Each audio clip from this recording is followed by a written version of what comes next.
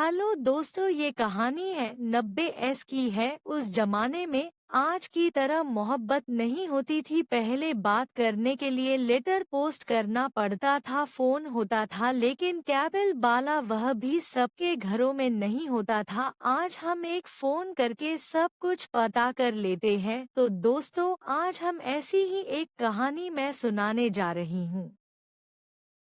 कहानी सन 1996 की है। रमेश उस समय करीब 18 साल का होगा और स्कूल खत्म करके कॉलेज में आने वाला था। उस जमाने में कॉलेज भी कम हुआ करते थे, लेकिन रमेश जिस शहर में रहता था वहाँ कॉलेज था। उस समय जातिवाद बहुत चलता था, लेकिन रमेश इन सब को नहीं मानता था, इसलिए उसने अभी तक शादी नहीं की। हालांकि उस वक्त 16 साल की उम्र में ही शादी हो जाती थी, लेकिन रमेश ने अपनी पढ़ाई के चक्कर में और उसे शादी करने का बिल्कुल मन नहीं था। उसने अपने घर में शादी के लिए मन कर दिया था कि मुझे शादी नहीं करनी है। और फिर मिली उसे हानिया।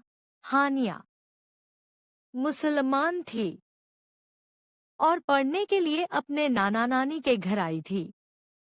रमेश का घर हानिया के नाना नानी के घर के ठीक सामने ही था। वैसे तो उस वक्त लड़कियों को ज्यादा पढ़ाते नहीं थे, लेकिन हानिया पढ़ना चाहती थी, इसलिए वो अपने नाना नानी के पास आ गई। और जिस कॉलेज में रमेश ने एडमिशन लिया, उसी कॉलेज में हानिया ने एडमिशन लिया। दोनों सेम कोर्स कर रहे थे और एक दिन दोनों की मुलाकात क्लासरूम में हुई। अभी तक रमेश ने हानिया को देखा नहीं था क्योंकि हानिया बुरखे में थी, लेकिन आगे से एक आवाज रमेश को सुनाई दी। सर, हमें ये समझ नहीं आया, क्या आप दोबारा बताएंगे?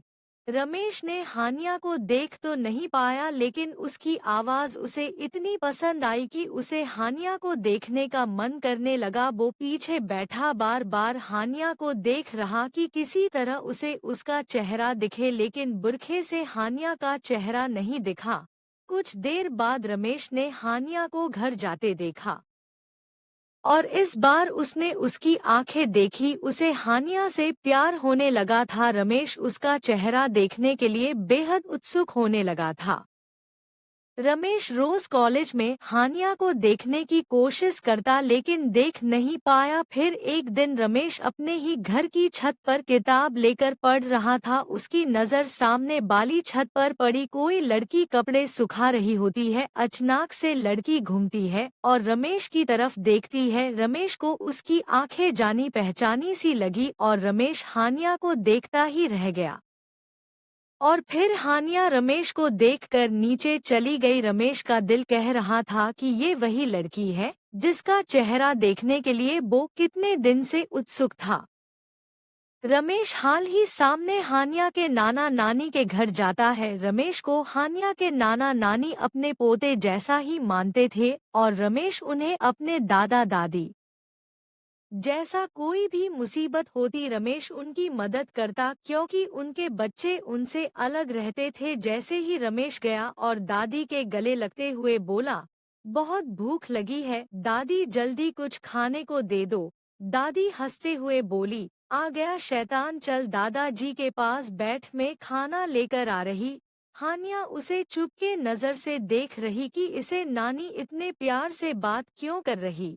दादाजी अखबार पढ़ रहे थे। रमेश उनके पास बैठा उनसे बात कर रहा था। तभी हानिया आती है और रमेश उसे देखता ही रह जाता है। दादाजी कहते हैं, ये हानिया है हमारी बेटी।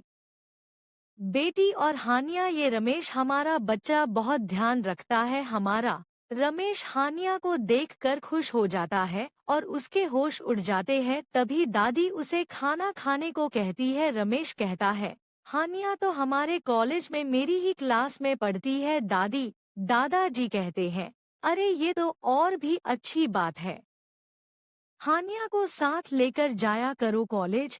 रमेश ठीक है कहकर चला जाता है। अगले दिन सुबह हानिया के साथ रमेश कॉलेज जा रहा था। तब रमेश ने हानिया से बात करने की कोशिश की, लेकिन हानिया ने ज्यादा बात नहीं की। लेकिन रोज साथ में कॉलेज जाना धीरे धीरे दोनों की अच्छी दोस्ती हो गई थी और दोनों खुल के एक दूसरे से बात लगे थे। पहले की तरह हानिया चुप नहीं रहती। कुछ दिनों से कॉलेज में एक लड़का हानिया को परेशान कर रहा था, लेकिन हानिया ने रमेश को नहीं बताया। लेकिन एक दिन रमेश ने अपनी आंखों से एक लड़के को देखा, वो हानिया का हाथ पकड़ने की कोशिश कर रहा था। रमेश ने लड़के को मारा और उसकी कंप्लेन की और रमेश हानिया से गुस्सा हुआ और बोला, तुमने मुझे बताया क्यों नहीं? हानिया रमेश को सुनती रही। धीरे धीरे हानिया को रमेश से प्यार होने लगा था, जबकि रमेश पहले से ही हानिया को अपना दिल दे बैठा था।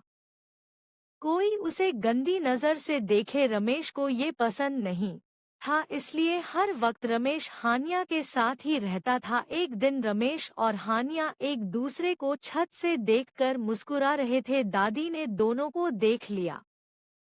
जब रमेश दादी के पास गया तब दादी ने मुस्कुरा कर कहा, अपने दिल की बात उससे कह दी या नहीं? रमेश ने जल्दी में जवाब देते हुए कहा, अभी कहाँ बोल पाए दादी।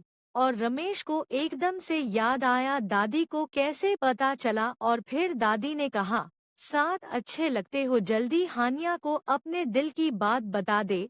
रमेश, दादी कहीं मना ना कर दे, इस बात का मुझे डर लगता है। दादी कुछ ही दिनों बाद घर चली जाएगी, फिर बैठे रहना, कोई और ले जाएगा उसे शादी करके।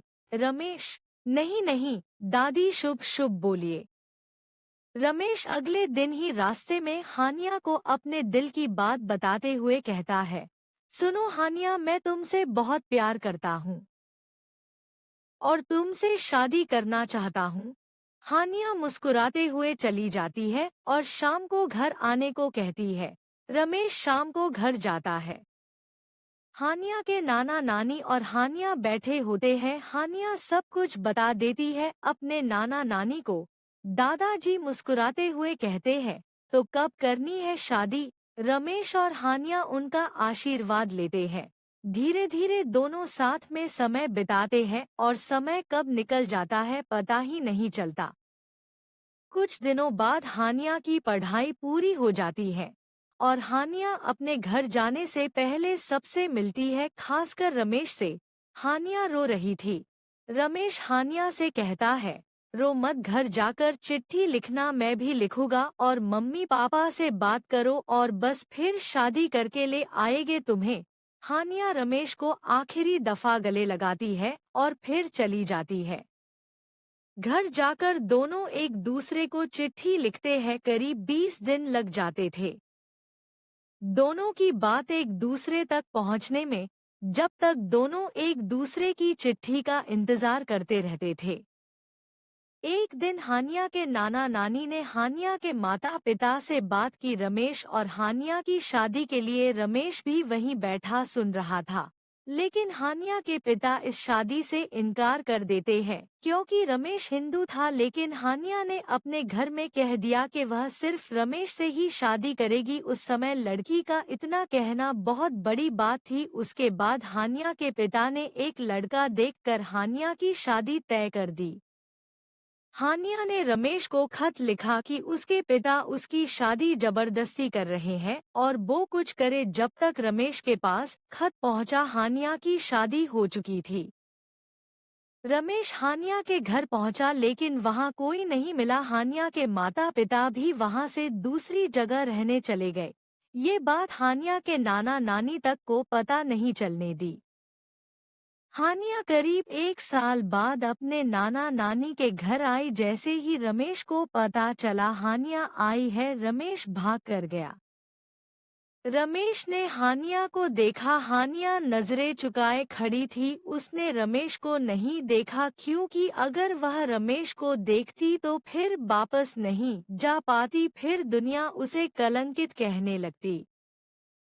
हानिया के आंखों के नीचे काले गड्ढे पड़ चुके थे। हानिया चेहरा देख रमेश समझ गया था कि हानिया वहां खुश नहीं है। इसलिए रमेश ने हानिया से कहा, अब यही रहोगी ना, वहां मत जाना, अब हम शादी कर लेंगे। हानिया ने रमेश से कहा, आखिरी बार माफी मांगने आए हैं, हमें माफ कर देना, अब हम किसी और के हैं, वो हमें जैसे रखेंगे वैसे हमें रहना पड़ेगा। हानिया इतना कहकर चली गई, रमेश बस रोता रह गया। हानिया सारे जुल्म सहती रही बिना कुछ बोले और रमेश की मोहब्बत अपने दिल में दबाए बैठी रही। क्या हानिया ने सही किया वापस जाकर? तो दोस्तों अपनी राय कमेंट में जरूर बताएं। धन्यवाद।